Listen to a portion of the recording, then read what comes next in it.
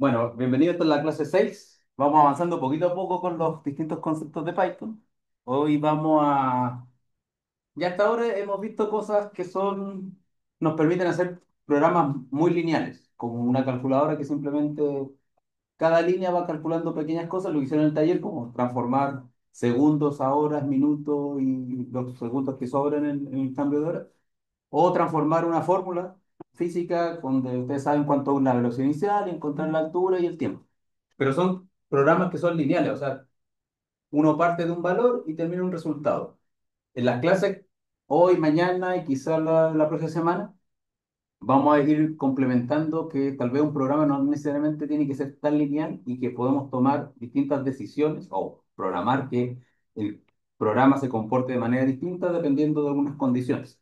La última clase vimos un poco lo que era el if. Hoy vamos a repasar el if, el condicional if, y vamos a complementar con otros puntos. O sea, lo que hoy día vamos a estar viendo es básicamente lo que son los bloques de código que lo han estado usando, pero ahora los vamos a definir un poquito más formales. Y dentro de los bloques de código vamos a identificar lo que son las estructuras de selección, que son hacer bloques dentro de nuestro código que nos permiten separar el comportamiento del código. Si pasa algo, se hace se ejecuta ciertas tareas; si no pasa, hago otras tareas. También vamos a ver al final, más tirando a la clase, si nos da el tiempo, lo que son las estructuras de bucle, de repetición o bucles, que también se conocen, o loops o iteraciones, cosas que son estructuras o ejecuciones de tareas que se repiten y se repiten y se repiten mientras hay algún cierto tipo de condición para ocurrir. En cada uno de los casos hay instrucciones en Python que son para tales. En el primer caso es el if o el condicional si pasa algo, hago esto. Mientras que para las repeticiones hay dos tipos. While, que significa mientras, entonces mientras una condición ocurre, repito una tarea. Y el for, que es que sigue para hacer iteración en el sentido para los elementos de una lista, tomo un elemento y ejecuto un código, tomo otro segundo elemento y ejecuto un código, etcétera, etcétera, etcétera. Así que vamos a ir viendo eso. Primero que nada, los bloques de código. Los bloques de código básicamente son como si fuera un Lego, son un sector de nuestro código, cuando lo escribamos, usualmente alineados con una misma columna, que al agruparlos se ejecutan de forma simultánea. Simultánea en el sentido que uno tras otro, pero están todos en una estructura única. Entonces, en este sentido, como tengo aquí escrito, conjunto de instrucciones que se agrupan para ejecutarse juntas como una única unidad. O sea, cuando yo escribo un código, como por ejemplo ustedes escribieron el código de la velocidad o de la altura, tenían una línea que decía velocidad inicial tanto, aceleración de gravedad tanto, altura máxima tanto, y etcétera, etcétera. Y todo eso actuaba como un único bloque. Eso es un bloque de código. Ahora bien, en Python los bloques de código los podemos definir en términos de la indentación. La indentación es el espacio que hay con respecto a a la primera columna de nuestro archivo de texto. O sea, cuando nosotros escribimos un archivo de texto, tenemos lo que está más a la izquierda, va a ser la primera columna, y en base a eso vamos a definir lo que son las indentaciones. Ahora vamos a ver cómo usamos las indentaciones, pero digamos que primero tenemos un bloque de código y después va a haber otro bloque de código que va a estar todo alineado con respecto a una segunda indentación, y podría haber un tercer bloque de código alineado con la tercera indentación, y después podríamos tener un bloque de código que está alineado con la primera, en el sentido de que en estos niveles que hay superiores, o sea, tenemos el nivel suelo, por decirlo así, el primer nivel y el segundo nivel, tenemos que pueden haber condicionales, como les comentaba, el if, el for. O sea, yo puedo estar ahí en un bloque, y aquí hay un if, que si pasa algo, ejecuto eso. Y dentro de este bloque podría haber otro if, que si pasa otra cosa más, ejecute esto, y cuando ya se me acaban los dos bloques, caigo de nuevo al nivel suelo. O sea, siempre voy avanzando desde arriba abajo y los voy recorriendo dependiendo si van a haber ciertas condiciones que nos permiten hacer el salto de un nivel a otro, y después cuando ya se me acaban todas, caigo al nivel suelo. Ya digamos que es como, podrían pensarlo los que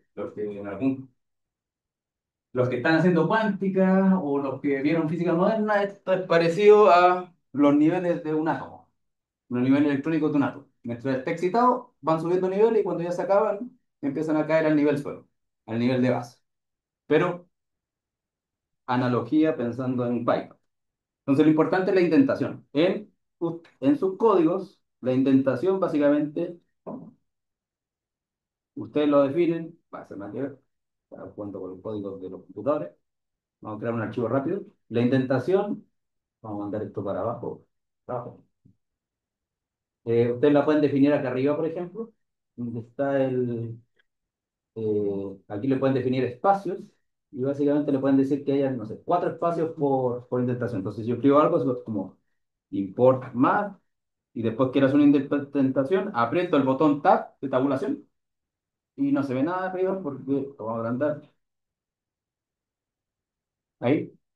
Y si quiero indentar, aprieto la tecla tab, que es la que está al lado del Q, y me voy a saltar 4 espacios. Entonces aquí escribo algo. Taca, taca, taca. Ese sería el nivel uno. Después tendríamos el nivel 2 que sería otra indentación.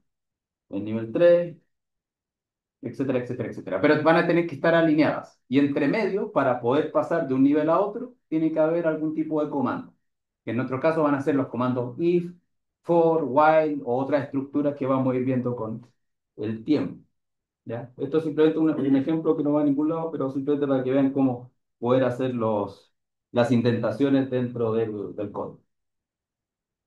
Bien, ¿qué más?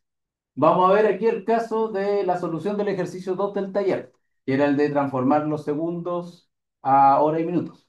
Aquí, por suerte, el tamaño de la letra está bien. Igual lo pueden, en el campo virtual están los archivos de estos para que ustedes lo puedan ejecutar en su computador. Pero, por ejemplo, aquí yo tengo un código escrito como un único bloque de código. Están todos alineados con la primera columna de mi archivo de texto. No hay ninguna estructura que se pase para los otros niveles por vía la indentación. Entonces, aquí podemos ver que nuestro código se va a ejecutar.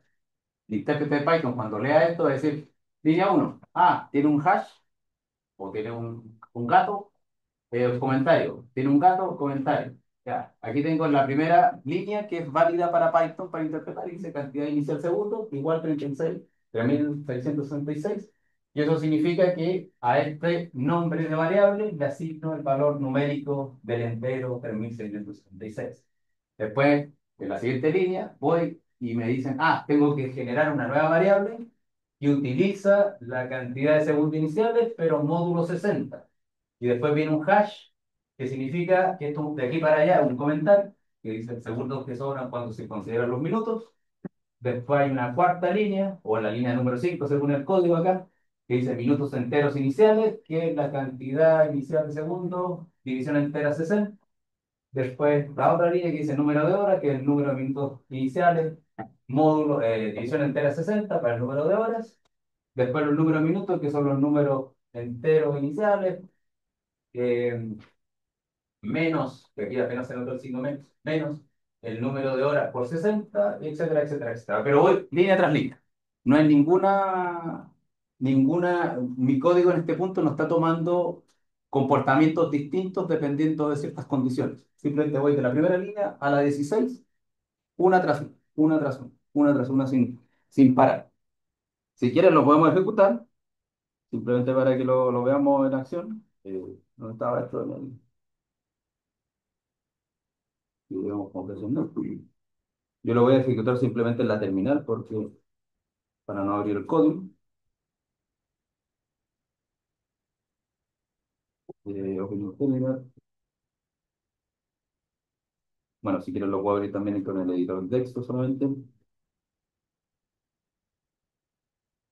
Claro, ahí está el código inicial. Ahí está en tamaño grande y aquí yo lo voy a ejecutar. En Python 3 y el nombre que era física computacional 06. Voy a agrandar el tipo de letra. 06 guión abajo bloque 01.py.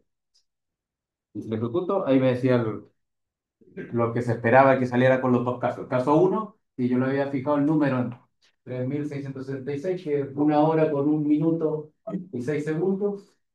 Y el caso 2 que en estos 86.094 segundos, que significan 23 horas con 54 minutos y 54 segundos.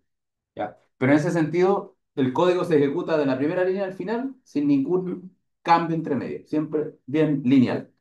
Eso es lo que sería en este caso un ejemplo de un código escrito como un único bloque. Pero la idea es tener varios bloques porque en esa complejidad es donde los códigos pueden hacer cosas más interesantes. Ya, entonces, uno de los primeros bloques, o sea, uno de los primeros instrucciones que vimos la clase pasada, pero no al nivel que lo vamos a ver hoy, que nos permiten saltarnos o cambiarnos de nivel en nuestro código, son los que se llaman la primera, las estructuras de selección, o vale decir, que permiten tomar comportamientos según, o seleccionar un comportamiento, un bloque de código versus otro, dependiendo de un, una condición. Entonces, básicamente, el if, si se acuerdan, tiene una definición bastante directa. Tenemos if, o sea, si estamos en el nivel cero de nuestro código y queremos agregar una condición, tenemos que poner if, entre paréntesis, la condición, que es un número, una estructura booleana, o sea, podría ser que A sea menor que 5 si es que A es un número, una cosa que tiene que tomar verdadero o falso, cerrar paréntesis, los dos puntos, y después todo lo que esté en la siguiente indentación va a ser un bloque de código para el if, si es que ocurre que esa condición es verdadera. Se va a ejecutar todo lo que está acá y una vez que termine, si se le acaba todo, el va a pasar a lo siguiente, pero el else es el caso contrario al de acá. Entonces, si este se cumplió, este no se va a cumplir. Entonces, se le acaba aquí, este no va a poder ejecutarse, entonces pasa directamente al nivel cero y sigue con el resto del código que nosotros tengamos planeado. Si fuese el caso contrario, que nuestra condición es falsa, saltamos directo del if al else y ejecutamos todo lo que esté en este bloque de código y una vez que se nos acaba, como no continúa más esta estructura, pasamos al nivel cero y seguimos con el código. Eso desde la sintaxis de Python sobre cómo se usa el if, el else y el if, que era una condición extra si es que no hay. Desde el punto de vista de diagramas de flujo, para que no pierdan en perspectiva que sea como sea, aunque estemos trabajando en un lenguaje que tiene una sintaxis, lo que estamos haciendo son procesos de algoritmos y que son más abstractos que simplemente la sintaxis del lenguaje. Tenemos lo que les comentaba, tenemos el nivel cero, el bloque cero, que era lo que se estaba ejecutando antes, el if, que es un condicional, que eso significa que vamos a tener que podríamos tomar caminos distintos. Si es que el if lo que tiene es verdadero, nos vamos a ir por el bloque rojo. Y cuando se nos acaba el bloque rojo, volvemos al nivel cero. Pero si la condición era falsa, entramos por el camino del bloque amarillo y después volvemos a caer al nivel cero. O sea, básicamente, todos los caminos que les muestro en este diagrama de flujo son los que están en este código que les estoy mostrando acá escrito en Python. Es la misma idea, simplemente se visualiza distinto, pero esta es la forma que Python va a ir leyendo, línea por línea, hasta que se toque un if, ahí va a tomar condiciones, va a ejecutar este bloque o este bloque, y cuando se le acaben algunos de esos dos bloques, cae de nuevo al nivel cero. Y así, uno va avanzando y lo va leyendo. Ya, ¿qué más? Eh, y esto, aunque sea majadero, que le estoy comentando porque lo he visto en las distintas versiones del curso. Esto uno lo lee y dice, ah, pero obvio, esto obvio, y después vamos de nuevo a ver los bloques de código y yo ya sé que cuando hagamos el ejercicio se van a confundir con los bloques de código. Entonces vamos a volver a ver los bloques de código, pero ahora desde la perspectiva del if. ¿Vale? Como les decía, los bloques de código son unidades donde hay instrucciones. El if nos permite que dentro de un programa podamos tener bloques de código que no se conecten unos con otros, como les mostraba acá con el diagrama de flujo. Si yo me voy por este camino del falso, mi código yo lo puedo pensar que hace estas instrucciones y las de allá no las toca. Mientras que yo tome el otro camino, esta parte del código nunca se va a ejecutar desde el punto de vista de Python. O sea, porque me voy a ir por este camino y continúo acá. Lo que pasa acá, el código, debido a la condición, nunca se ejecutó y no tenemos idea qué pudo haber pasado, porque está hecho de esa forma, como una estructura. Entonces, eso va a significar, como les decía, desde los bloques de código, recuerden que son el grupo de comandos que se ejecutan de forma secuencial, porque están todos alineados por la misma columna en el archivo de texto. Y en Python, estos niveles se reconocen por la indentación, que son los cuatro espacios que separan la columna uno de la columna 2, o sea, la columna uno con la 4 con la 8 con la 16, etcétera, etcétera, etcétera. Eso desde el punto de vista práctico. Entonces, dicho eso, y sabiendo de que yo sé que se van a confundir, veamos este código, que es el segundo código que está en nuestro ejemplo de Python. Lo vamos a ejecutar, pero veamos primero, entendamos. Entonces, ¿qué vimos recién? Bloques de código son los que se ejecutan de forma secuencial. Y en Python se reconocen por los niveles de indentación. Ya, entonces, yo tengo mi columna cero, o mi columna uno, el nivel del suelo de mi código, que es este que está acá, y eso define el nivel cero, o el nivel uno, como lo que llaman, el piso 6, como le guste. Parte. Entonces yo sé que mi primer bloque de código son todo lo que está alineado con la columna cero, excepto si hay ifs o otras estructuras que nos van a hacer saltar entre indentación. Entonces yo sé que, viendo acá, tengo todo eso, es un bloque de código. Bloque, bloque de código. Código. Después viene un if. Y ya cuando un if aparece que hay otro grupo de objetos que están indentados a ese nivel. Entonces yo sé, aquí tengo un if, entonces acá tengo un código, pero aquí viene otro if, y aquí viene otra indentación, que están ahí. Y aquí es cuando uno, cuando tiene que ver un código de una tercera persona, va a empezar a decir, ay, que está complicado esto, no sé por dónde me estoy yendo. Entonces, por eso es importante identificar qué estamos haciendo acá. Ya, tenemos un bloque de código. Ahí. Después viene otro bloque de código, que sería lo que se ejecuta de forma secuencial, que sería solamente una línea. Después viene un if, que nos hace saltar a otro nivel, y aquí habría otro bloque de código, otro bloque de código. Acá el else también funciona como algo que nos permite saltar de niveles, otro bloque de código. Este es el bloque de código final, que está desconectado del de arriba. O sea, este con este están al mismo nivel, pero están desconectados. Desconectados. Eso es importante porque lo que pasa entre ese print y este print va a ser distinto dependiendo si se cumple esa condición o esa condición o esa condición. Entonces, esencialmente va a ir cambiando dependiendo de qué número nosotros escojamos o pongamos acá al inicio. Después, cuando nos salimos de este, se nos acaban, vamos a caer posiblemente algunos de estos y así hasta llegar al último que dice nivel cero antes del if.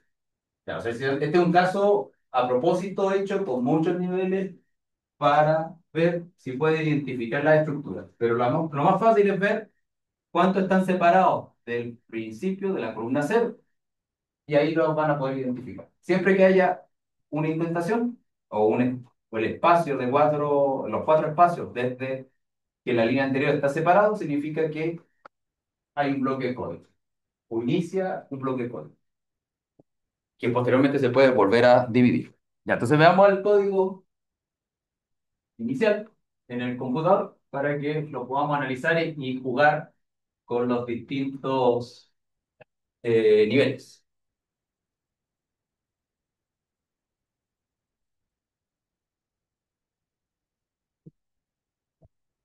Ya, veamos el código. Para eso vamos a tener que abrir el computador, pero lo vamos a ejecutar. Lo vamos a cerrar. Vamos a ejecutarlo con...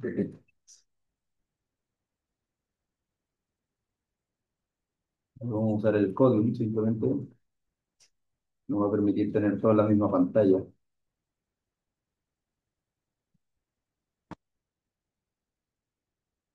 Ya, Estamos en el, creo que era el físico computacional.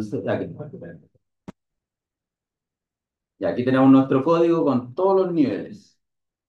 Esto, a diferencia del notebook de Jupyter, es el archivo de texto. Para ejecutarlo, aquí no funciona el Shift Enter ni nada. Simplemente tenemos que darle al botón Play que está ahí en la esquina, arriba, que no se alcanza a ver. O sea, los que están allá muy lejos tal vez no lo ven, pero espero que sí lo puedan ver. Y si lo ejecutamos, se abre una consola y hace la ejecución. Ya, así como está con el número 2 que dice número 2 igual algo, número 2 igual algo, nuestro código está imprimiendo, cuando lo ejecutamos en la terminal, dice nivel cero antes del if, porque empezaba a ejecutar y dice número igual a 2 ya vale, print nivel cero antes del if, ya. Hizo eso, hizo esto, y después llegó un if. Aquí dice nivel uno else número mayor que 5. Nivel uno else mayor que 5. No está en lo que se ve en la pantalla, lo voy a achicar para abajo un poquito, porque ese está acá. O sea, la condición hizo que, primero, número, como este es 2, número mayor que 5 no es falso. Y lo único que hay entre el if, no hay otro el if entre medios, hay un else, entonces paso de aquí a acá. Y aquí lo que tengo que imprimir sí o sí va a ser este nivel uno else número mayor que 5 porque es menor que 5. Y después, nuestro código acá abajo, la terminal, nos dice nivel 2 else número menor que cero. Y eso significa la línea que está, esta que está acá, la 20. Eso quiere decir que cuando, como el número es 2 no es mayor que 5, pero aquí yo le estoy pidiendo una nueva condición de que el número sea negativo, o sea, menor que cero, y en lo contrario de menor que cero, tiene que ser mayor que cero. Y como es 2 va a pasar de imprime eso, no se cumple esto, paso al siguiente, print, nivel 2 es número cero, y después como se me acaban las líneas, caigo al nivel primero, al nivel cero, y tengo un print antes del if. No, tengo un print, le puse antes, tendría que haber sido después del if. Ahí sí. Lo voy a guardar y lo voy a volver a ejecutar para que lo... Ahí está. Ahí dice después del if. Como le había puesto antes, por eso... Y ahí volvimos al cero. ¿Qué pasaría si yo cambio el número? Porque ahora como yo sé el código, ya noto que tienen frío.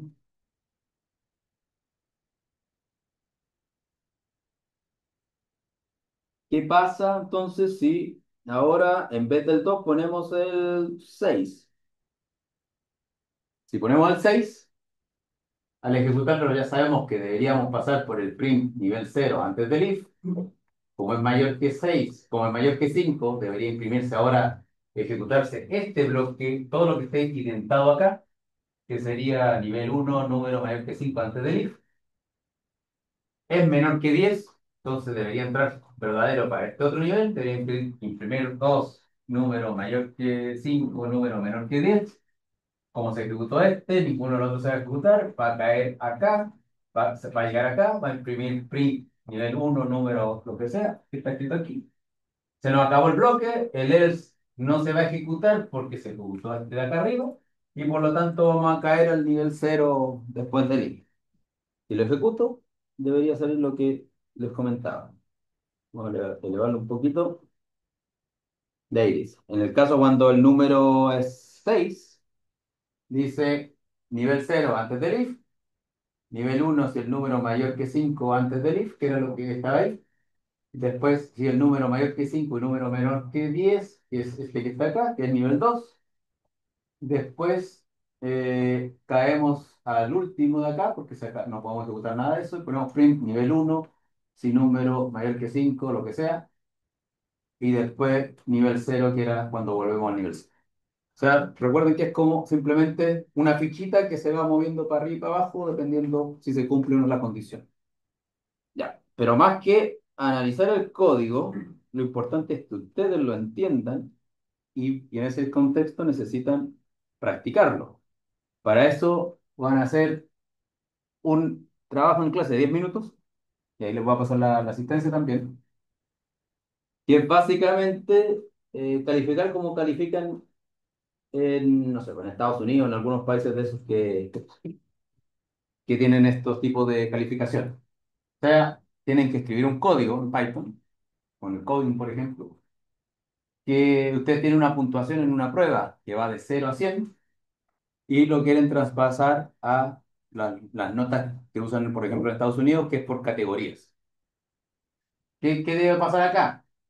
Que si la calificación es mayor o igual a 90, debería imprimir A o nota A.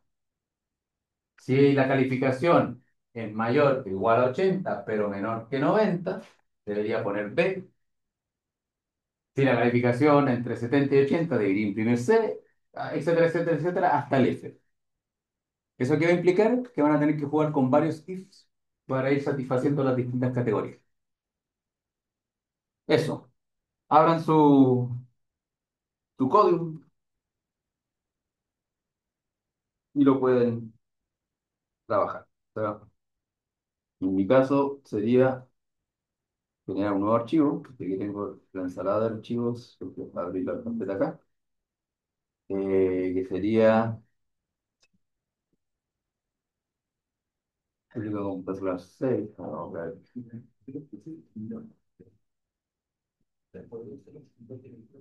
Computacional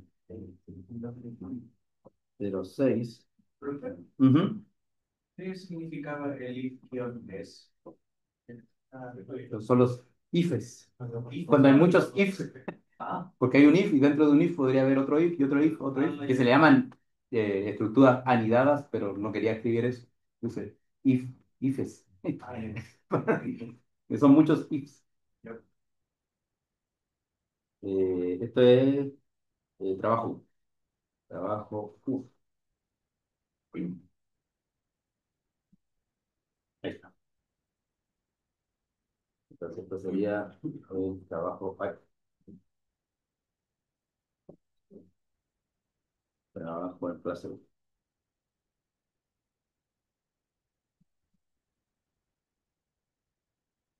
Bien.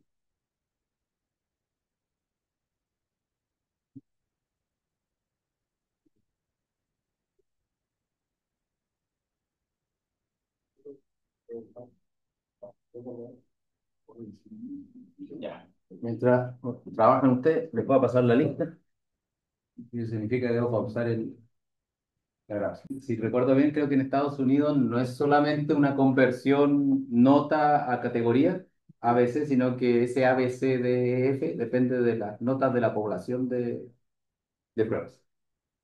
O sea, en el sentido de que si ninguno tuvo el puntaje máximo, igual no van a ver A, porque él está relacionado como no sé, el 90% más alto de los puntajes obtenidos y así. O sea, como que el A es como el ranking dentro de las personas que vieron la prueba. Como ocurre con no sé cómo se llama ahora, la PSU, no, ¿La PAES? La PAES, no, pero no que la van a... Sí, la PAES. La PAES es un puntaje que solo depende de la gente que da la prueba. Entonces siempre va a haber puntaje alto y puntaje bajo. Ya, entonces la regla era, ni me acuerdo la regla, pero volvamos. Si la calificación es mayor a 10, entonces tenemos una nota que sea calificación o puntaje. Puntos. Puntos, digamos que vamos a poner 80 puntos. Entonces ahora tendremos que ver la calificación. Si puntos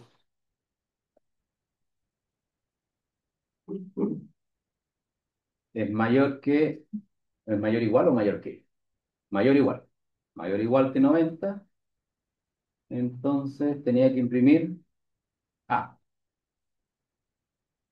Ups, me faltan unas comillas. Ahora, en el caso de como lo hizo Vicente, él puso otro if para decir que o sea, puse un else. Un else coloqué un if. Y después pusiste un if. Sí. Ya. Aquí en este caso te da como la misma noción de que else y posteriormente un if se puede fusionar el if. O sea, en vez de hacer esto, podemos fusionar el if y poner la nueva condición, que yo modifiqué, que es puntos mayor o igual que 80. Y aquí tenemos que imprimir B. Y después viene otra condición que sería otro if, puntos, mayor que 70, mayor o igual que 70. Estoy asumiendo que las reglas son así, pues después las reviso, lo que está escribiendo la estructura. Print C, el if, puntos, mayor o igual a 60, print D, el if,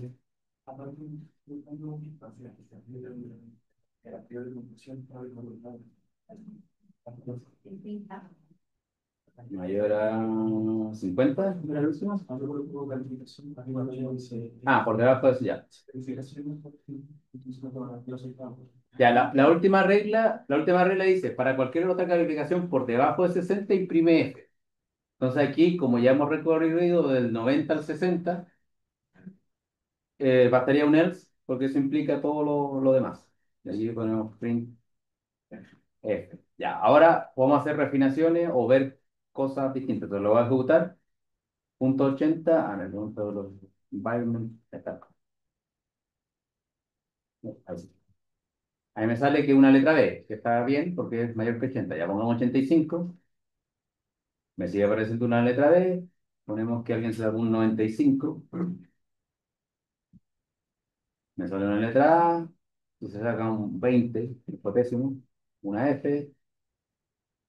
Un, no sé, 55. Sigue pasando F. 65. Una D. 75. Una C.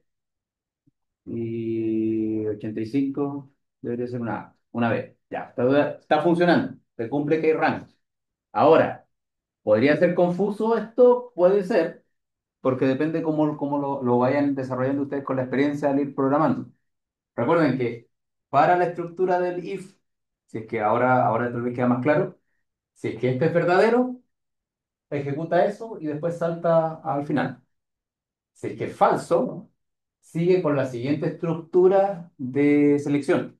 O sea, para hacer el if, esto es falso, entonces yo paso a la siguiente, que sería hacer un elif.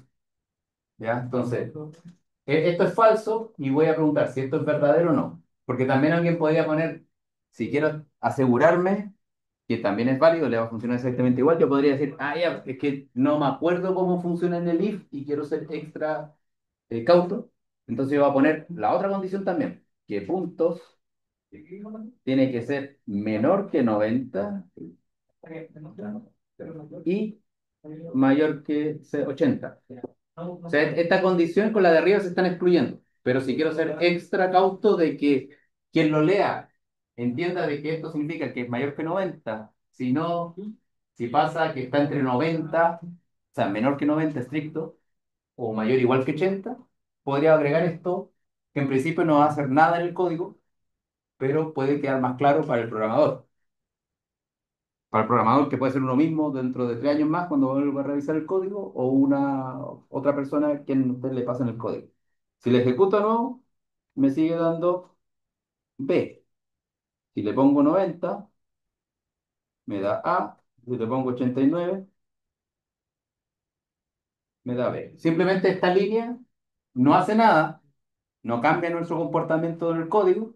Lo único que está haciendo es aclararnos mejor la idea de lo que va a ser el if. Es como poner los paréntesis. Cuando estábamos viendo el otro día que para, si estamos inseguros con respecto a los órdenes de ejecución de los comandos, mejor, de las operaciones, perdón, mejor agregar índices extras. Ya, ese es el ejercicio. Si no lo alcanzamos a terminar, lo terminan en la casa. Ahora vamos a ver las estructuras de repetición. Dicho de otra forma, los bucles, que es una palabra que nosotros no usamos mucho, pero la usan mucho en otros contextos, en otro idioma, en otros países que usan el español para hablar. A veces nosotros le decimos loops simplemente o sea, la gente que programa, como si se habrá dado cuenta, todo el lenguaje Python, la estructura y los nombres están en inglés, entonces usualmente uno termina incorporando la palabra loops para hablar de la iteración o del bucle, ¿ya? Entonces, el bucle van a ser estructuras de repetición y como el nombre lo indica, significa que son instrucciones que hacen repetir un bloque de código y repetirlo y repetirlo y repetirlo hasta que se cumpla alguna condición, ya no se cumple una condición que haga que ese bloque de código no se tenga que ejecutar. Ya, entonces, en este caso, si queremos visualizar cómo, cómo funciona el bloque de código, es básicamente el código que tengo antes de mi bucle, entro a mi bucle, ejecuto lo que esté aquí dentro y al ir a terminar va a haber algún tipo de condición que si es verdadero, vuelvo al inicio del bucle. Si es verdadero, vuelvo al inicio del bucle y si en algún momento, al ir calculando, cambiando algo de este bloque de código, la condición se vuelve falsa, se termina el bucle y continúa el código. O sea, básicamente entro y me quedo pegado hasta que se cumpla la condición hasta que no se cumpla la condición, se vuelva falsa y continúo con el código. ¿Ya? Esa es la idea básica en una estructura de repetición. Si lo queremos ver como diagrama de flujo, de nuevo para visualizarlo, nosotros tenemos el inicio del bucle, que es lo que va a ser una instrucción, el for o el while que les voy a mostrar en un momento. Está la condición, si la condición es verdadera, entro al bloque que hay que ejecutar, al terminar ese bloque, vuelvo al inicio y vuelvo a preguntar la condición y vuelvo hasta que en algún momento se vuelve falsa y escapo de esa línea y no hago el bloque de código que tengo que hacer, sino que llego y termino el bloque. Entonces, básicamente, es darse muchas vueltas aquí hasta que ya no se cumpla y salgo y regreso. Dentro de Python o del Python básico, del Python sin ninguna extensión o módulos que sean de otras terceras personas, existen solamente dos estructuras de repetición. While, que significa mientras, que básicamente lo que hace es ejecutar un código, un bloque de código, mientras una condición sea válida, como lo que está pasando acá. Si la condición es válida, va a ser true y se va a dar vuelta. Aquí está completo. Y si no, se sale la condición. Y después va a haber otro comando, otra instrucción que se llama for, que significa para. Y la idea es que ese nos permite iterar sobre elementos. Vale decir, cuando yo tengo una lista de elementos, por ejemplo, tengo los números del 1 al 10, el for me haría que agarra el primer número, que sería el 1, hace la instrucción, paso al 2, hace la instrucción, paso al 3, hace la instrucción, paso al 4, 5, 6, hasta que llegue al 10.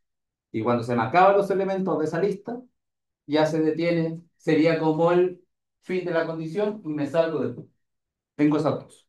Esas son las únicas dos que existen en Python. Con eso vamos a hacer harto ejercicios.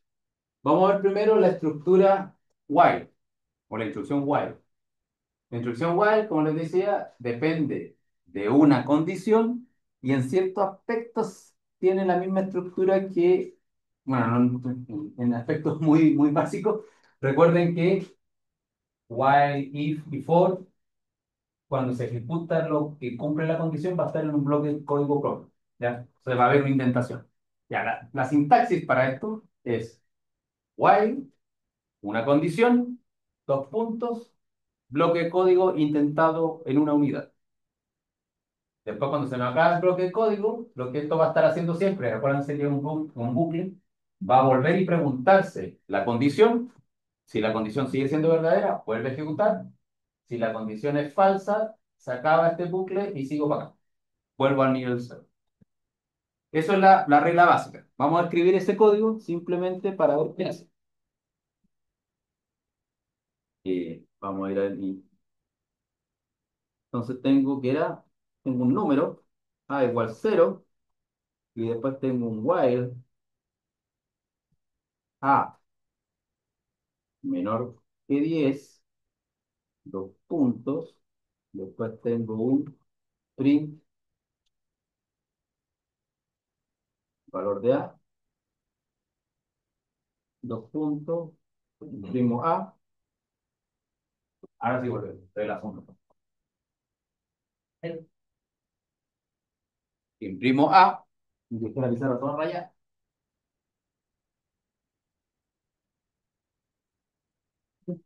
Imprimo A y voy a subir también porque esto ahí está. Imprimo A y después, ¿qué tengo que imprimir? No me aguardo. ¿Tienen el ejemplo? Condición. Ejemplo de condición.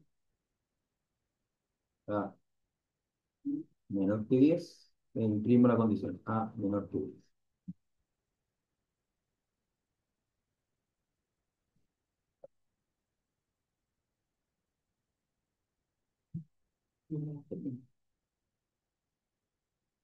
Ya. Analicemos el código desde lo que les comentaba sobre el bucle while. ¿Qué significa esto? Tengo un valor. Le asigno a la variable a el valor cero. Después pregunta, mientras a sea menor que 10, y en este caso como es cero, es menor que 10, es verdadero, paso a este bloque y dice imprime valor de a y a menor que 10 para ver si es verdadero o falso. O sea, esta cosa me debería dar esta cosa que está aquí me da un número y esta cosa que está acá me da un booleano, un bool, verdadero o falso. Entonces me va a imprimir valor de A, en el primer caso es cero porque no ha cambiado el valor de A, cero y A menor que 10 debería darme true, de verdadero. Después pasa a la siguiente línea, y esta es la siguiente línea que complica a muchas personas porque es primero, recuerden que el igual significa asignar, no es una igualdad matemática. Entonces esto me está diciendo que a la variable A le asigno el valor que tiene A más uno. Este A con este A no valen cero. Este A es a la variable a la que le voy a asignar. Entonces, ¿qué quiere decir? Que a A le asigno el valor que tiene A, que es cero, más uno, entonces le estoy asignando uno. Entonces ahora de aquí A vale uno. Y como el bucle me dice que es A menor que 10, uno es menor que 10, sí, entonces voy a volver a imprimir y a sumarle un más uno al A hasta que va a llegar un momento que yo tenga A igual 9 más uno, que va a ser 10, y 10 es menor que 10, falso, entonces termino, se va a salir del código. Entonces, si yo lo ejecuto, debería pasar eso. Deberían aparecer hartos números, y ahí terminó. Entonces parte con el primero, de que A vale cero y A menor que 10 true, true, true, true, true, true, true, hasta que llega 9 menor que 10 true. Y si se dan cuenta, eh, cuando A vale 10 como no se ejecuta esto, no se imprime valor de A 10, A menor que 10 false, porque es invirtual. Lo que pasa es que en el ejemplo también se imprime A en el último print. Entonces, Ah, si ya, sí. aparece el número 10 ahí. Entonces, no, porque no lo puse aquí en el código. Entonces, terminó. ¿Sí? Vamos a agarrar esa misma línea y la vamos a pegar acá, pero sin la intención, y lo volvemos a ejecutar, y ahí donde terminó, ahora sí se imprime y ahora dice falso, para asegurarnos que la condición no se cumple. Y por eso no se ejecutó lo que debería haberse ejecutado si es que era verdadero. Ya. Entonces, aquí hay estas cosas interesantes. ¿Qué pasa si en vez de partir con A igual cero parto con A igual 10? Parto mal. Como no se cumple la condición desde el inicio, no se ejecutan todos esos prints que había entre medio. Si pusiera, ¿qué pasa si A vale menos 10? Porque A no necesariamente tiene que partir de cero. Si vale menos 10, eso significa que A es menor que 10 y va a seguir sumándole más uno hasta que llegue a 9. Entonces va a seguir así, tucu, tucu, tucu, tucu, y está ahí. Se va a partir de menos 10, menos 9, menos 8, menos 7, menos 9, 0, 1, 9, 9 y 10. Termina. ¿Ya? Entonces eso es importante y eso es la gracia que va a tener el while, que nos va a permitir intentar algo hasta que se cumpla esa condición. Caso que vamos a ver mucho más adelante en el curso, pero ya con el while lo podrían ustedes intuir. Eh, Imagínense, este es un método ultra conocido en programación, o un ejemplo ultra conocido en programación. Imagínense que tienen el eje X, digamos esto es Y igual cero, y bueno, y esto es X igual cero, un gráfico. Y yo tengo un polinomio, una función, lo que sea. Y esta función hace así. No sé. Y ustedes quieren, y esta es la función f de x. ¿Ya? Y ustedes quieren encontrar el x0, tal que f de x vale cero. Entonces ustedes básicamente quieren encontrar cuánto vale ese punto. Eso es x0. ¿Dónde podrían ustedes usar el while? Es un algoritmo que se llama bisección, que básicamente lo que yo hago, empiezo a acotar la función dependiendo si cambia de signo o no, si está por arriba del cero o por debajo del cero. O sea, ¿qué quiere decir eso? La disección dice, agarro esto, evalúo la función en la mitad y me da que es negativo. Y después la evalúo acá y acá. Si aquí es negativo y en este lado la evalúo en este punto y me dio positivo, entonces divido por la mitad y veo dónde va cambiando el signo. Dónde me da positivo, negativo, porque si es positivo y positivo, por ahí no tiene que haber cruzado el cero. Hasta que empiezo, taca, taca, taca, taca, taca, taca, hasta que converjo hasta el punto que cumple la condición que estoy buscando. Y eso se implementa con un while. Lo va a intentar porque yo sé que la función pasa de los negativos a los positivos, entonces entre medio tiene que haber pasado por cero si es que es una función continua. Si fuese una función discontinua, ya ahí ya no nos funciona el algoritmo. Pero este es un método o que sirve de mucho de ejercicio en programación que se llama el método de bisección y es para resolver o encontrar lo que se llama encontrar las raíces de funciones. Usualmente, aparte de esta función, si es un polinomio, uno lo puede resolver analítico, pero no sé si en alguno de los cursos le han hablado de las funciones trascendentales, que son las que uno no puede resolver analíticamente, ecuaciones que tienen ese tipo de condición. No sé, que sea tangente de teta igual teta cuadrado menos raíz de teta, y eso es imposible resolver analíticamente. Uno usa un código numérico como la bisección para ir resolviendo y buscando cuál de los valores de teta resuelve esa ecuación. Muy bien. Este es un caso. Peligros de la función while. Cuando sin querer ponemos una condición que siempre va a ser verdadera, que nunca se va a salir de ese bucle. Por ejemplo, acá, a igual cero, pero le puse la condición mientras a sea mayor que menos uno, y a A yo le voy sumando uno. Entonces voy a poner cero, uno, 2, 3, 4, 5, 6, 17 mil millones, y esto nunca va a ser menor que uno, que menos uno, perdón. Y eso significa que voy a estar atrapado en lo que se conoce un bucle infinito, y eso básicamente va a dejar mi programa corriendo. Y tal vez si estoy haciendo una tesis y no verifiqué mi código y lo dejé corriendo, yo digo, mi código está trabajando súper bien porque lleva 5 horas resolviendo un problema y en realidad se quedó pegado al principio del código y no ejecutó nada más del resto porque se quedó pegado sin parar. Y uno está preguntando por qué el código, después de 3 días, por qué el código no para. ¿Será que encontró algo especial? Y va y se da cuenta de que en realidad era un error y perdió 3 días de ejecución. ¿Ya? Entonces, esto es un punto importante. Si ustedes cambian la condición a una condición que a priori no se va a cumplir, como que sea menor que 10, si le ejecutan, va a explotar el computador. Vamos a probar si se cae en mi computador. No, en este no se cae porque tiene, pero lo tengo que parar por algún lado. No, partí mal. Tengo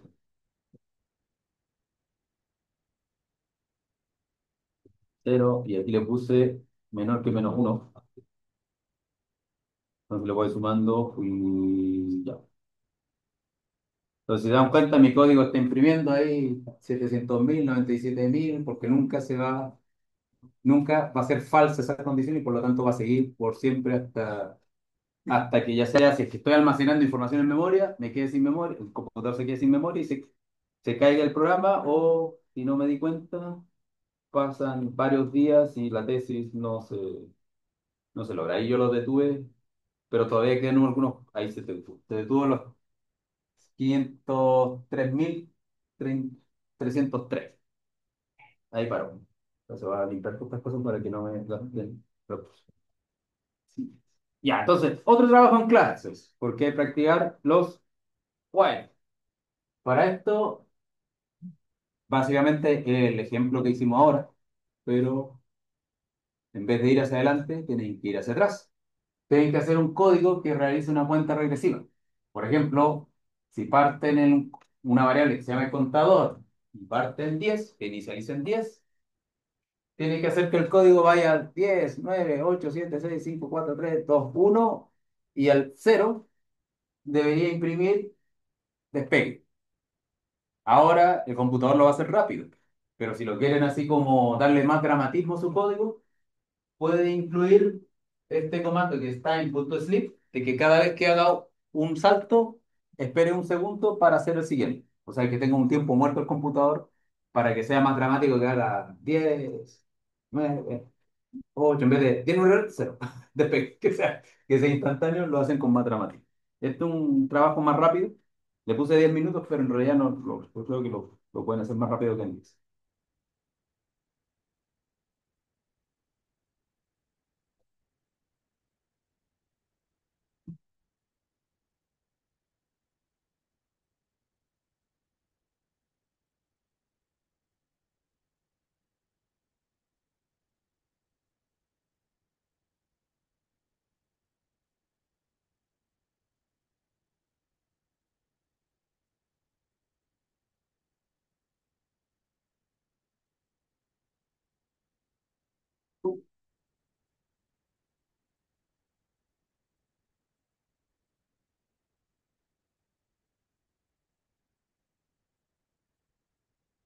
El 23 grados lo aceptan el agua. Bueno, ahí lo pueden hacer conseguir con Batman Random Tour para que despegue a la misma, el mismo contador. Vamos a ir haciendo el ejercicio 2 solamente para que.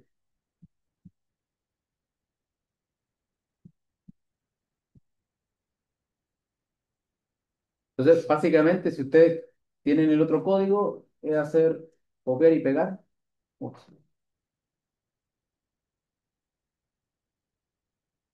es copiar y pegar el código anterior en lo de acá, renombrar las cosas correspondientes, o sea, A sería contador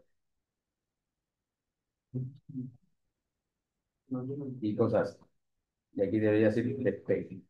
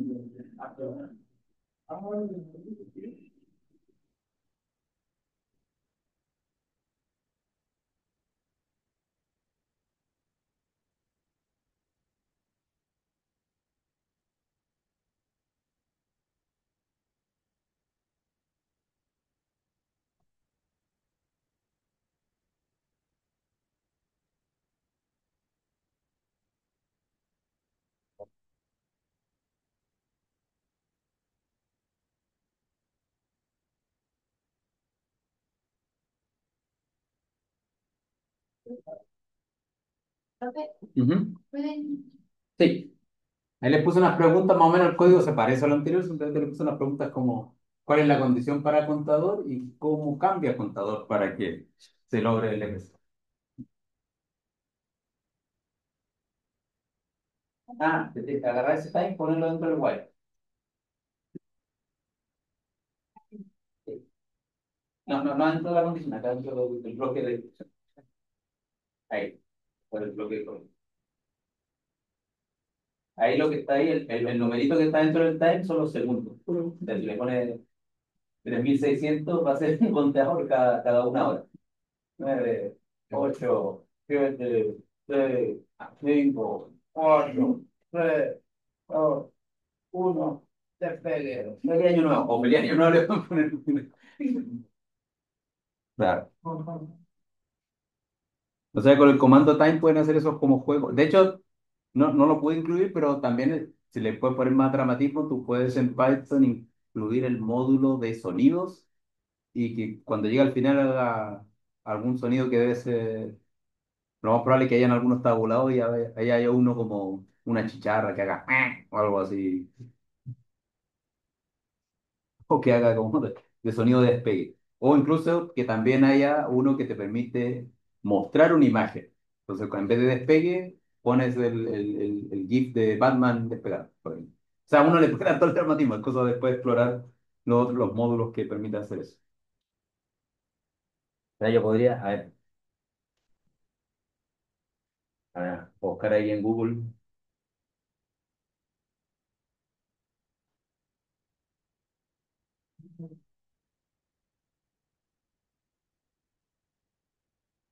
Vamos a ver, Multiply an Image. Ah, no, pero más bueno, ya.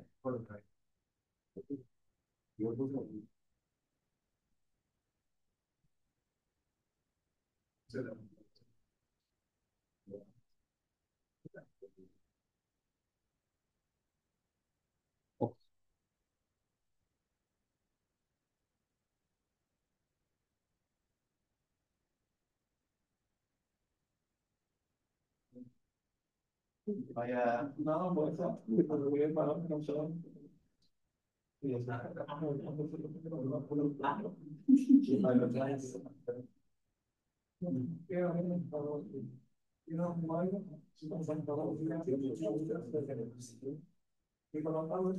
a sacar una imagen.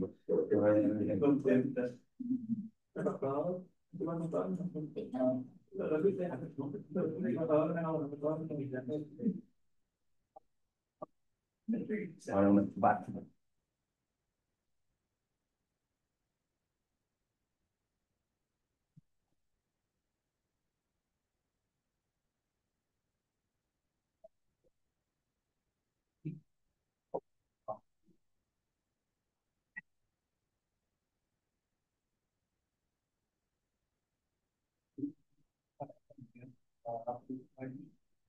Porque así el gritan, sabe sonar.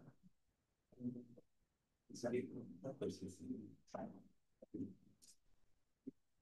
Ah, bueno, fuera del lugar.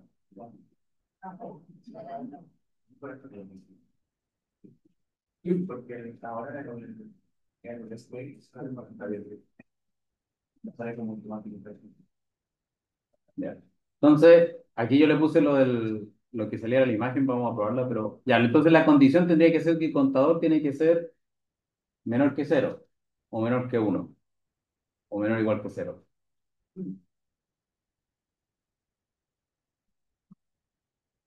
A ver, vamos a ponerlo ahí, y el contador tendría que actualizarse a contador menos uno. Contador menos uno. Ya, entonces vamos a probar. En este caso no hay nada, eso le va. Creo que quiere que tiene que ser contador mayor así. Va, menos que cero. Ahí, ahí sí. 987 defectos. Vale. Ah, que esto tiene que estar al final, perdón. Entonces me estaba imprimiendo un Batman cada. Sí, ahí sí. Sí, y ahora le ponemos el tiempo, el time sleep. Time, punto, sleep. Uno. Y ahí ya sería. Ops, 9, 8, 7, 6, 5, 4, 3, 2, 1. Batman. Pues en ese sentido, ahí ustedes pueden jugar con estas cosas con código, con los códigos. Ya. Sigamos para no atrasar porque nos queda poquito nos quedan 15 minutos. Pero vamos a ver la estructura del for. Si ya entendieron cómo funciona el while, o lo van a practicar después en la casa y igual mañana vamos a repasar mucho de estas cosas. El for es la misma idea. Tenemos una estructura que se llama for y la idea de que for trabaja sobre listas de números o listas de objetos y mientras tengamos elementos en esa lista, se ejecuta el for. O sea, si yo digo por ejemplo, tengo aquí una lista que va de números del 0 al 10, Entonces digo, para J en lista, se va a agarrar el primer elemento, después el segundo elemento, el tercer elemento, y cuando se acaban los elementos, ya no ejecuta el bloque. Termina aquí. O sea, mientras haya el elemento, se ejecuta lo de acá, y cuando se acaba, vuelve al nivel cero. Misma estructura, o sea, similar estructura, donde el bloque de código es todo lo que está indexado después del for. Si no está indexado, o si está en el nivel cero, quiere decir que no pertenece a ese bloque de código. Entonces, por ejemplo, este es el ejemplo del año pasado, tenemos aquí una lista. Todavía no sabemos bien lo que son las listas, pero imagínense que alguien puso aquí los nombres de algunos Pokémon. Entonces ahí puso Pikachu y Bulbasaur, Charmander y uno que no es Agumon. Está ahí. Entonces, lo que yo simplemente voy a ejecutar el comando for para que voy a crear una variable que se llama Pokémon que va a corresponder primero al primer elemento, cuando ya lo use, ya ejecute el bloque de código. Paso al segundo elemento, al tercer elemento, etcétera, etcétera. Pero siempre va a haber una variable que se llame Pokémon. Entonces ahí va a imprimir, tengo A, el valor que tenga la variable Pokémon, que va a ser alguno de los elementos de la lista. Entonces eso lo podemos hacer rápido, simplemente para ver cómo funciona ese for. Vamos a ver lista, Pokémon. Lo va a hacer más corto nomás porque le Pikachu. Sí, Pikachu. Pikachu. Pikachu. Bulba, Bulbasur. Bulbasaur, no sé. No sé cómo se escribe Bulbasur. Bulbasur. Eh, Eevee, ya. Ese me acuerdo. ¿Qué otro uso? Charmander. Charmander, bueno, no olvidar la Pokémon.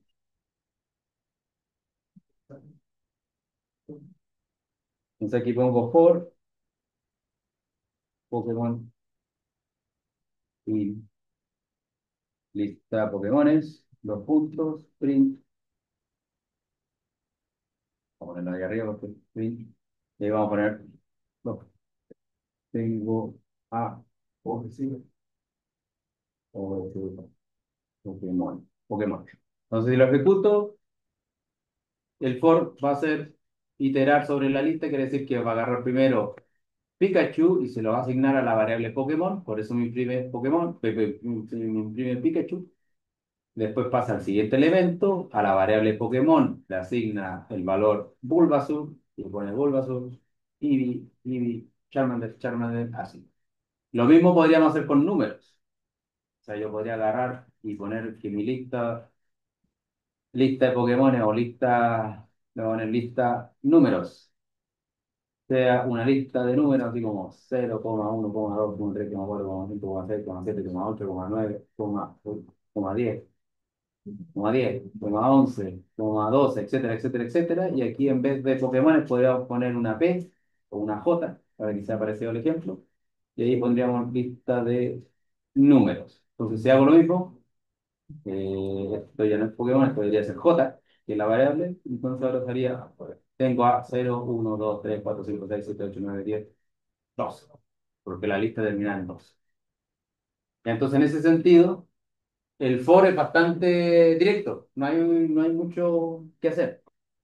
Ahora, bueno, aquí tenemos el ejemplo, con los números podemos hacer operaciones, o sea, aparte de imprimir J, podríamos poner que imprimiéramos el número al cuadrado, eso quiere decir que sea J al cuadrado, y me va a aparecer ahí, aparte del tengo A, el 0, el 1, el 4, el 9, el 16, 25, 36, 49, 64, 81, 100, etcétera, etcétera, etcétera. Ahora, ¿cuál es el problema? O imagínense que alguien les diga, sumen números del 1 al 100, que lo podrían hacer fácil porque con el for es muy directo, lo voy sumando. Pero el problema es si quiero escribir la lista de números del 1 al 100, tendría que poner 1, 2, 3, 4, digo, escribir explícitamente del 1 al 100. Y eso sería varias líneas de código escribiendo. Hay formas más prácticas en Python y existe un comando que se llama range, que directamente ustedes le dicen el número que parte y el que termina y les completan los números entre medio. ¿Eso qué quiere decir? Por ejemplo, aquí tenemos el comando del range, que es uno de los que se usa bastante con el mismo for, por esa comodidad. Entonces, por ejemplo, aquí tengo una variable que se llama nmax, que vale decir de número máximo, 9. Y yo digo para número en range nmax, aquí esto vale 9 ahora, y que me imprima el número. Entonces, como le estoy diciendo, range parte de 0 y termina en nmax menos 1, o sea, terminaría en 8 en este caso. Entonces, vamos a hacer eso. Nmax, que es el ejemplo, nmax igual a 9, le ponemos for j y range nmax, max, dos puntos, y simplemente vamos a imprimir el valor de j. Si hago eso, me imprime del 0 al 8. Y es una cosa que siempre confunde. El valor que tenga nmax va a llegar hasta el n-1. O sea, nmax menos 1 en este caso. Eso quiere decir que parte del 0, o sea, tiene 9 elementos, pero partiendo del 0. O sea, ese nmax no quiere decir el último elemento, sino quiere decir la cantidad de elementos. Aquí hay 9. 1, 2, 3, 4, 5, 6, 7, 8, 9. Pero por defecto, range, si ustedes le dan solamente un argumento, parte de 0. Y como son 9, va a terminar en 8. O sea, si en vez de 9 yo pongo 99 o pongo 100, me va a imprimir del 0 al 99. Entonces aquí alguien podría decir, pero profe, ¿y si yo quiero imprimir un rango?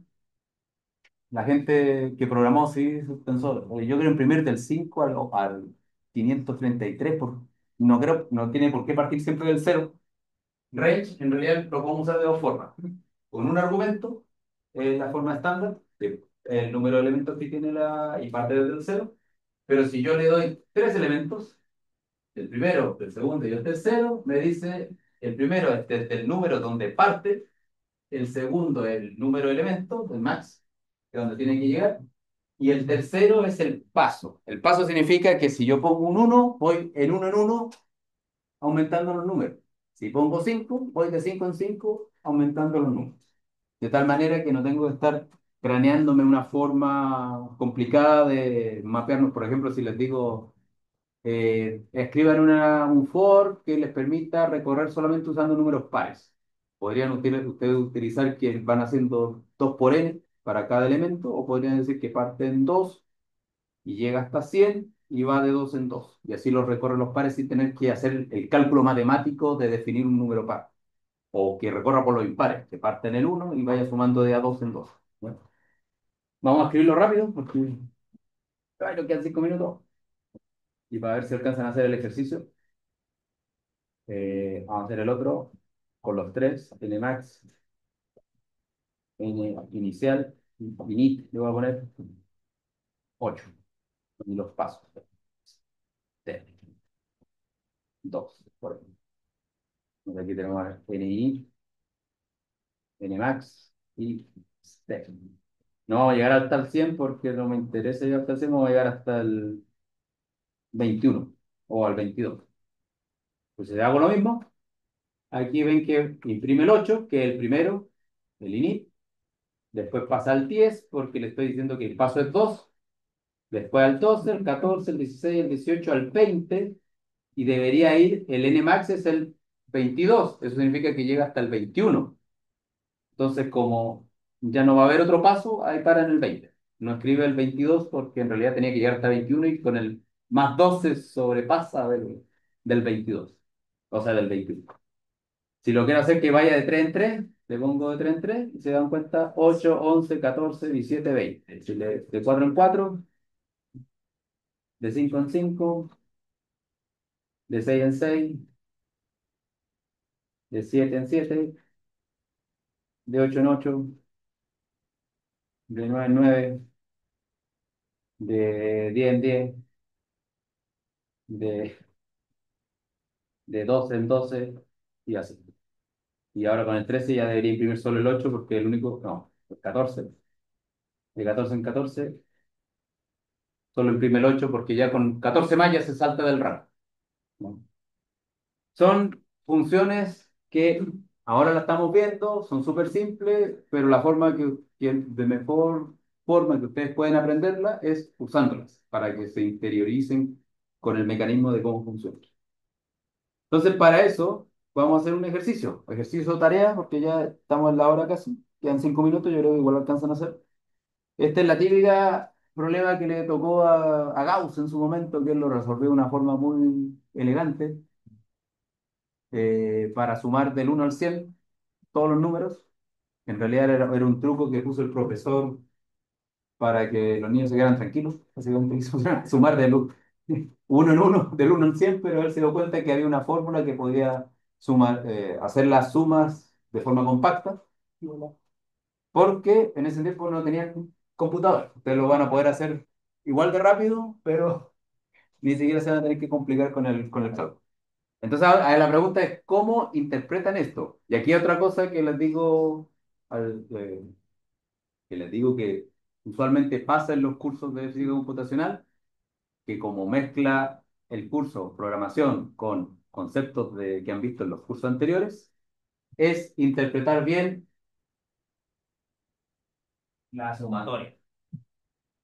Cuando ustedes vean en matemáticas, en fórmulas matemáticas sumatorias, en Python significan for.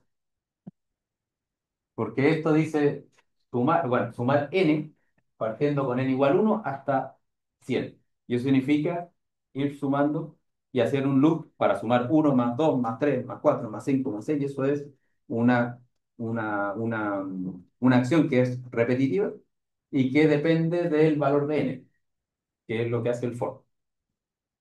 Entonces después cuando ustedes vayan avanzando en el curso, ya van a saber que cada vez que aparece una sumatoria son for, cuando aparece una pitatoria o una productoria van a estar asociados con otras cosas, cuando aparecen otros elementos se van a empezar a dar cuenta, las derivadas en realidad son deltas, son diferencias y cosas. Pero igual es importante porque no me acuerdo si el año pasado o el anterior apareció una sumatoria y varios me preguntaban que no se acordaban qué significaba eso, ese símbolo. Entonces ahí era como que el ejercicio que tenían que hacer no, del taller no le era como, pero les tuve que explicar el momento y ya, trabajen con ese punto para que lo puedan hacer. El resultado ahí dice que es 550. Entonces, bueno.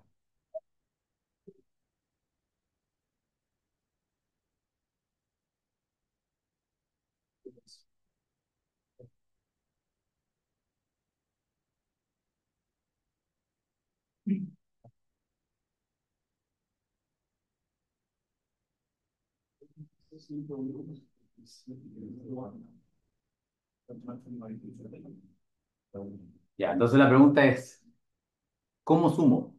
¿Qué sumo? ¿A qué le sumo? O sea, para esto tenemos que ver el número. O sea, se lo estoy preguntando. Yo, aquí el código se lo medio completé, pero no está completo, porque tenemos que pensar qué significa hacer esa sumatoria. Como les decía, es sumar 1 más 2 más 3 más 4 más 5, etcétera, etcétera, etcétera. Python, ustedes lo pueden escribir así explícito, pero están media hora escribiendo números. Entonces no es práctico. Lo mejor es ir iterando, haciendo bucle. Y para hacer bucle, todas esas sumas en realidad ya no pueden ser en una línea, tienen que ser en línea, o sea, tienen que ser en distintas líneas. Entonces, si yo tengo que sumar así, me acuerdo de el colegio, cuando le enseñaban a sumar, entonces, 1 más 2 me va a dar 3, ¿ya?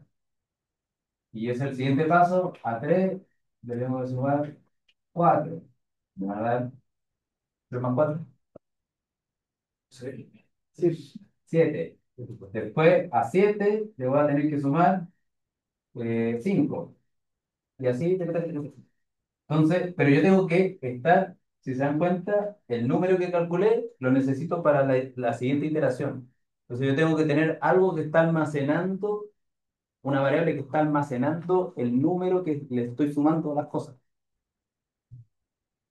Eso, en principio, lo podemos pensar como